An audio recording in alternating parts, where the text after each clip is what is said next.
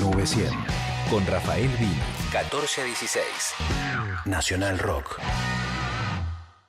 Hoy el viento se abrió, quedó vacío el aire una vez más y el manantial brotó. Comenzamos con este famoso tema del Flaco, nuestra sección Sector Libros, para hablar justamente de un libro, otro, que se suma al estudio de la obra de Spinetta. En este caso se trata de Spinetta, Anhelo de una lírica, una exploración temática de Daniel Oronó. Y estamos comunicados con su autor justamente para conocer un poco más de esta propuesta. Daniel, muy buenas tardes, Rafael Vini te saluda. Hola Rafael, ¿qué tal? Buenas tardes, ¿cómo andan? Muy bien, muchas gracias por atendernos. Bueno, queríamos conocer un poco más de este libro que es reciente y veo que las ediciones, una editorial independiente, pero que también está el INAMU ahí.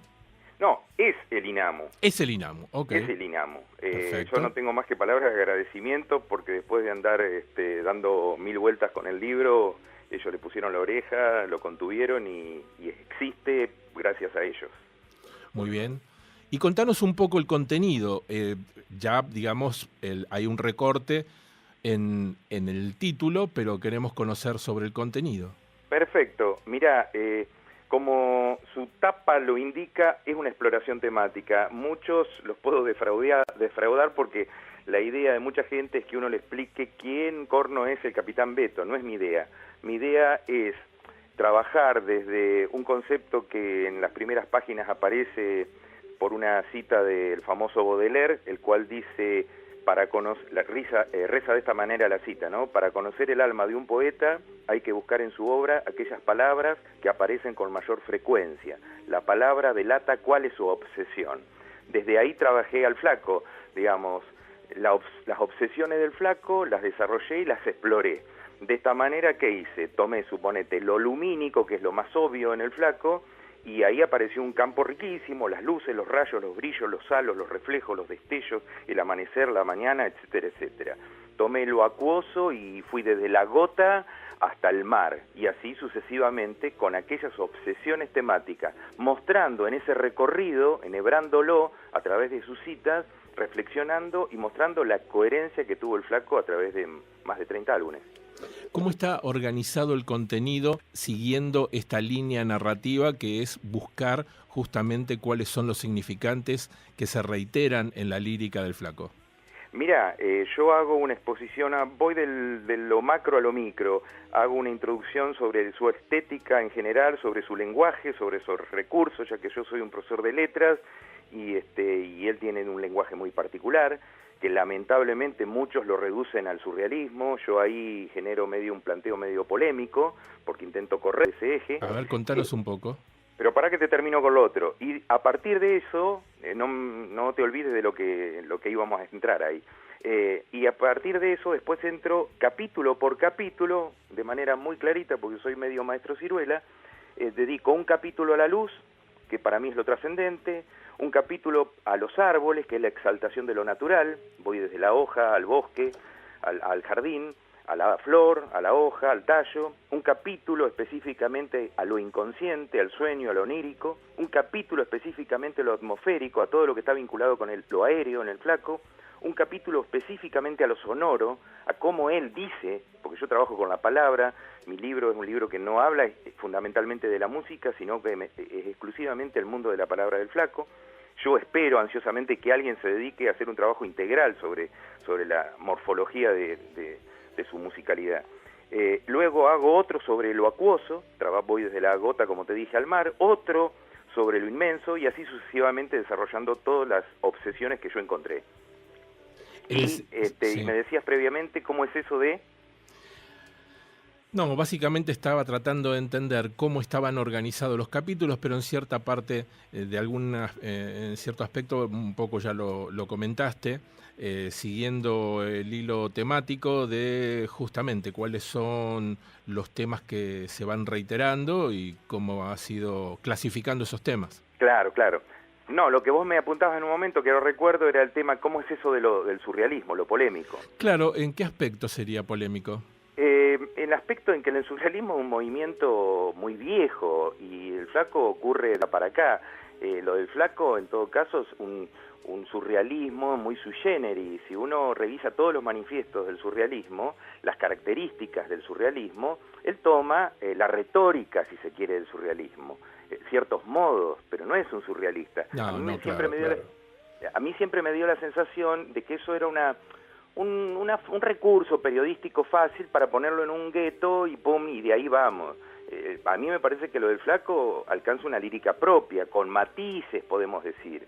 Pero bueno, está esa cosa del teléfono descompuesto y terminamos luego haciéndolo al Flaco un surrealista. Es más, te pongo un ejemplo concreto que yo no lo escuché en ningún lado, pero yo creo haberlo visto y vuelve a ser polémico esto.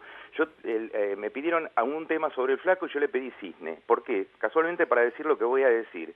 Cisne es el símbolo clásico latinoamericano en la literatura de la belleza. No voy a exponer acá toda la vinculación profunda que hay entre Spinetta y Rubén Darío, pero lo hago en el libro. Tan es así, tal profunda es la conexión que hay entre el modernismo latinoamericano y Spinetta, para mi visión, que la cereza de la torta es el tema cisne. Termina hasta siendo un tema que para mí me parece maravillosamente central de la obra de él, sobre todo porque es la madurez absoluta del Flaco, que se llama cisne, tal cual el símbolo, el ícono clave del modernismo latinoamericano. Claro, pero justamente ahí ya estamos hablando de un Spinetta maduro, año 2003, para los árboles. Ya sí. Es un Spinetta adulto, prácticamente en la madurez del artista. Sin embargo, la juventud de Spinetta está muy atravesada por el surrealismo.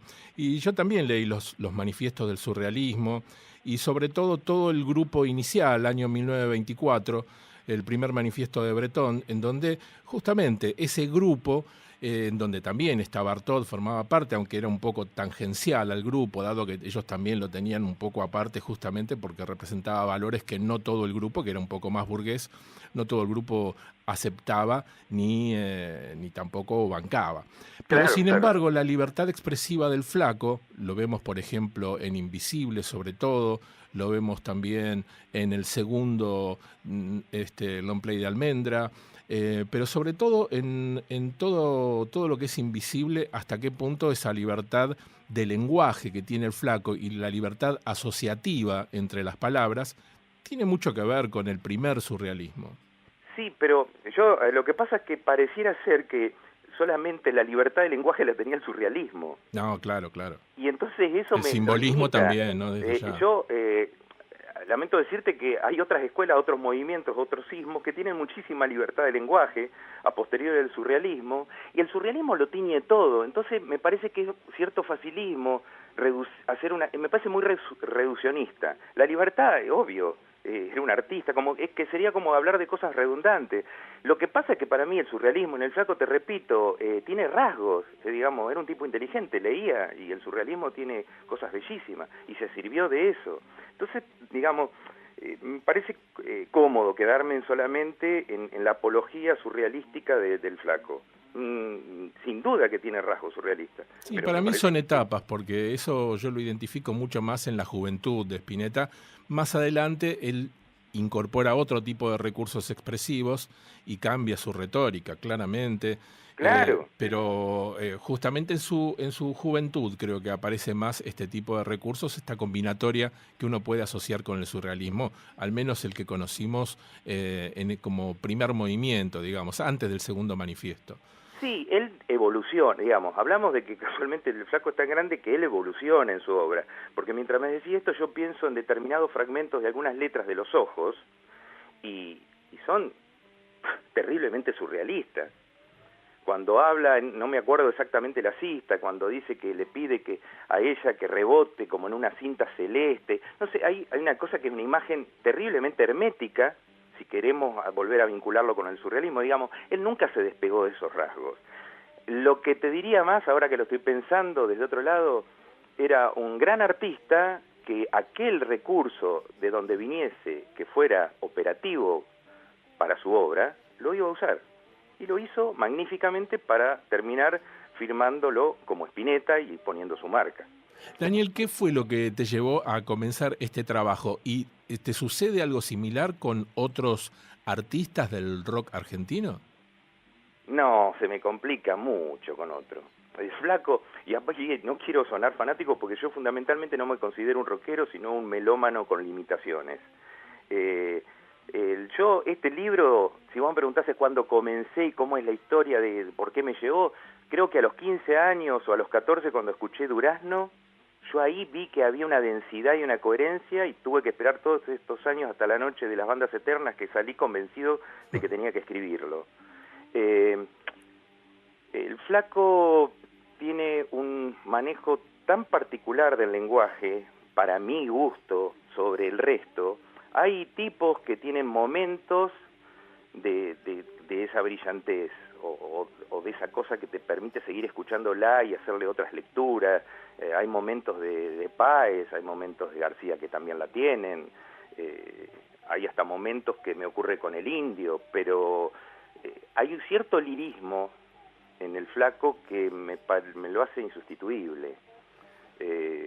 Me pones en un aprieto, digamos, porque aparte el Flaco quizás hay acá otro detalle, es aquel que inocula en el rock la literatura de una manera desaforada y magnífica, ¿no? Es cierto, acercó a mucha gente a la lectura y sobre todo él siempre apoyó sus textos, sus propuestas en algún escritor, de la forma que fuera. En un tiempo fue Castaneda, en otro tiempo fue Foucault, en otro tiempo fue los surrealistas, en otro, y así fue cambiando. Y lo magnífico, discúlpame que te interrumpa, lo magnífico para mí, que también lo planteo como cosa polémica en el libro, es que él mismo lo dice en algunos, no soy muy original, él lo dice, me lo avala lo dicho por él, que lo dice, lo nombra, él lo siente como influencia, pero que tampoco necesitó nada de eso para haber hecho la obra que hizo. Es verdad. Y es más, uno puede no conocer a Castaneda, no conocer a Artaud profundamente y te parte como un rayo él. Eso es cierto, eso es cierto. ¿Cómo se consigue? Digamos, ¿Inamu distribuye esto en librerías? Mirá, fundamentalmente la edición es muy pequeña, muy cortita, muy chiquita, muy frágil, por decirlo así. Esperemos que Inamu tiene una parte para la distribución, para hacer prensa y avatares propios de la institución, y yo manejo una parte muy débil de eso, que es lo que tiene, por ejemplo, Mondo o algunos amigos que distribuyen, pero, digamos, la prensa, la distribución importante está generada por el propio Inamu. La maneja directamente. Sí, bueno, sí. Nosotros, nuestra misión es dar a conocer estos trabajos que generan nuestros artistas, así que muchísimas gracias, Daniel, por esta entrevista, y ya saben, Spinetta, Anhelo de una lírica, estamos hablando con su autor, Daniel Oronó, así que, bueno, un libro para tener en cuenta. Muchas gracias. Muchas gracias a vos. Chao. Una vez más el manantial brotó y nadie está aquí, y puedo ver que solo estallan las hojas al brillar.